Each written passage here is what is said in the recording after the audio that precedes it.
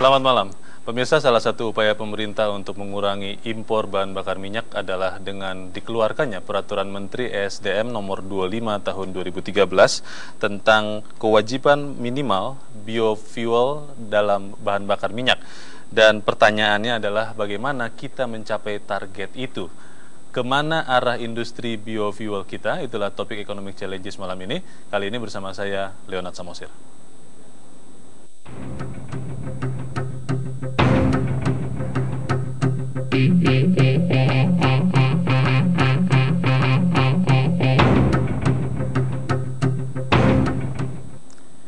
Pada malam ini untuk membahas topik yang sangat penting ini telah hadir bersama saya 4 orang narasumber. Yang pertama adalah Wakil Menteri Energi dan Sumber Daya Mineral Susilo Siswautomo. Pak Susilo, selamat malam. Selamat malam, Mas Leonard. Yang kedua adalah Sekjen Asosiasi Produsen Biofuel Indonesia atau APROBI, Paulus Cakrawan. Pak Paulus, selamat malam. Selamat malam, Pak. Kemudian pengamat pertanian yang juga menjadi penasehat Presiden dalam hal ini, Bapak Hermanto Siregar. Pak Hermanto, selamat malam. Malam, Pak Leo. Dan yang terakhir adalah Sekjen Gabungan Pengusaha Kelapa Sawit Indonesia atau GAPKI, Joko Supriano. Pak Joko, selamat malam. Selamat malam. Namun sebelum kita memulai dialog malam ini, Bapak-Bapak, kita akan ikuti dahulu ulasan berikut ini. Gejolak nilai tukar rupiah yang salah satunya dipicu oleh defisit perdagangan yang mendera Indonesia, rupanya tidak selalu berdampak negatif. Krisis ini mampu memaksa pemerintah untuk memaksimalkan penggunaan bahan bakar nabati atau biofuel untuk mengurangi beban impor bahan bakar minyak. Jika selama ini biofuel hanya menggunakan 7,5% campuran bahan nabati, maka untuk menekan konsumsi BBM, pemerintah meningkatkan campuran menjadi 10%, bahkan menargetkan 20% bagi bioetanol dan 25% bagi biodiesel di tahun 2025 mendatang. Konsumsi BBM dalam negeri yang tinggi menyebabkan berbagai permasalahan harus segera diselesaikan, terutama karena kapasitas lifting minyak yang terus menurun. Pemerintah harus menyiapkan energi alternatif dari dalam negeri untuk menekan ketergantungan terhadap impor BBM. Sebagai penghasil sawit terbesar dunia, para pelaku industri agro ini tentu hanya tinggal menunggu kesiapan pemerintah untuk meningkatkan penggunaan minyak sawit dalam BBM. Menyiapkan sawit sebagai sumber energi terbarukan, sama saja dengan menyiapkan Indonesia untuk menjadi pemain utama sumber energi masa depan dunia.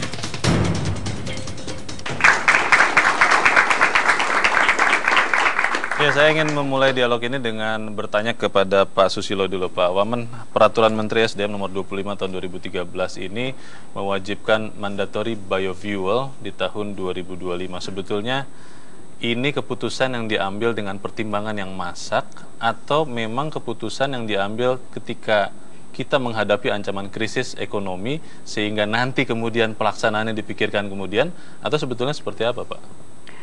Sebetulnya mandatori dari pemanfaatan biodiesel dicampur ke solar itu kan sebetulnya sudah sejak tahun 2008 sebetulnya. Betul. Cuman pelaksanaannya itu lebih dikeber lagi sekarang ini di mana pemerintah itu mempunyai kewajiban dan mempunyai tekad untuk mengurangi ketergantungan kita terhadap impor BBM.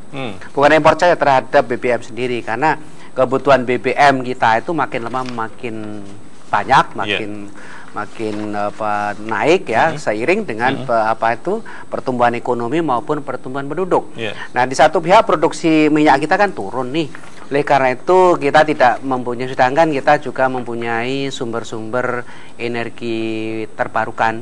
Di antaranya adalah biodiesel ini. Biodiesel ini kan bisa diproduksi dari jarak, kemudian sekarang paling banyak adalah dari minyak sawit, kelapa sawit. Oleh karena itu pemerintah betul-betul berusaha untuk bagaimana cara kita mengurangi impor daripada BBM. Tapi bicara soal target, Pak, 20 dan 25% untuk biodiesel, bioetanol di tahun 2025 itu realistis atau tidak melihat apa yang terjadi sekarang ini, Pak? Begini, ya jelas realistis ya. Sekarang kalau kita lihat saja produksi biodiesel kita itu kapasitas terpasang, nanti Pak Paulus bisa menyampaikan deh, kira-kira 5,4-5,5 juta kiloliter. Itu setara dengan 100.000 barel minyak solar per hari. 100.000.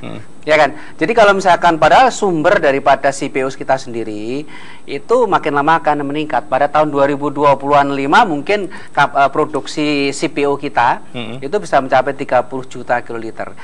Kaitannya ya, 1 liter CPO itu bisa memproduksi 1 liter biodiesel. Nah, seandainya kita itu bisa mau memproduksi 200.000 barel setara solar per hari, itu cuma membutuhkan kira-kira 10 sampai 11 juta kiloliter CPO, dan itu sanggup.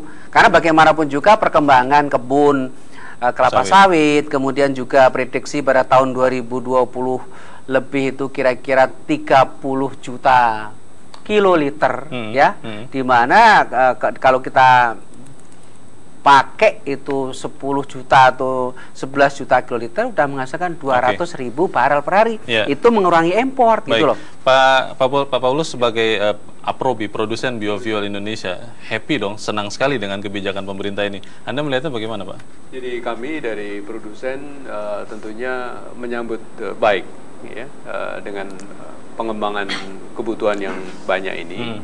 Dan itu kami harapkan bisa membuat para produsen dan investor lebih bergairah lagi untuk memproduksi. Tapi siap Aprobi untuk mewujudkan, karena tahun 2025 kan sudah tidak terlalu lama lagi, Pak, untuk kewajiban minimal 20 dan 25% itu kami produksinya siap. Mencapai. Kami siap. Masih untuk bisa? Nanti ya 2025 kami siap. Ya. Kalau ini produsen biofuel, saya ingin bertanya ke Pak Joko. Pak Joko sebagai yang punya kelapa sawit, kalau Anda melihat apa yang diputuskan oleh pemerintah lewat Permen ini, sebetulnya sesuatu yang positif atau malah bisa membahayakan pengusaha kelapa sawit? Ya, jadi pertama kalau dari segi produksi sawit sebagai feedstock untuk biodiesel, tentu dari segi angkanya sangat memungkinkan. Karena apa? Karena hari ini kan sawit kita itu kan surplusnya 70%. Ya, jadi dan ini kita ekspor cukup signifikan hasilnya. Tetapi kalau kemudian kita punya program biodiesel, ya katakan sampai 25%, ini opportunity karena kita bisa meningkatkan pasar dalam negeri. Sehingga mestinya bisa membalance antara ekspor dengan impor. Tetapi tentu pengembangan biodiesel dari sawit di dalam negeri ini mesti semangatnya adalah juga bisa mendorong industri sawit ini lebih maju lagi, lebih bisa bertumbuh, kemudian juga membuat pekebun itu ya, petani juga makin bersemangat menanam sawit. Pak Joko mengatakan ini karena melihat ada ancaman kemudian terhadap kelangsungan industri sawit, atau seperti apa? Bapak tadi mengatakan harus bisa mendorong pengembangan industri sawit. Ya, jadi saya melihat begini, karena selama ini selalu pemerintah meneriakkan hilirisasi, ya hilirisasi, macam-macam hilirisasi, dan memang sekarang hilirisasi ini sebenarnya ada kemajuan, ada progres, karena kalau kita komposisi ekspor kita juga sudah sedikit mengarah kepada hilirisasi, termasuk yang punya potensi hilirisasi kan biodiesel. Tetapi saya masih melihat bahwa hilirisasi dilakukan oleh pemerintah dengan mendisinsentif di sektor hulunya. Ya. Contoh yang paling nyata ya pajak ekspor itu. Pajak ekspor. Ya, jadi for the sake of hilir kemudian hulunya dipajekin.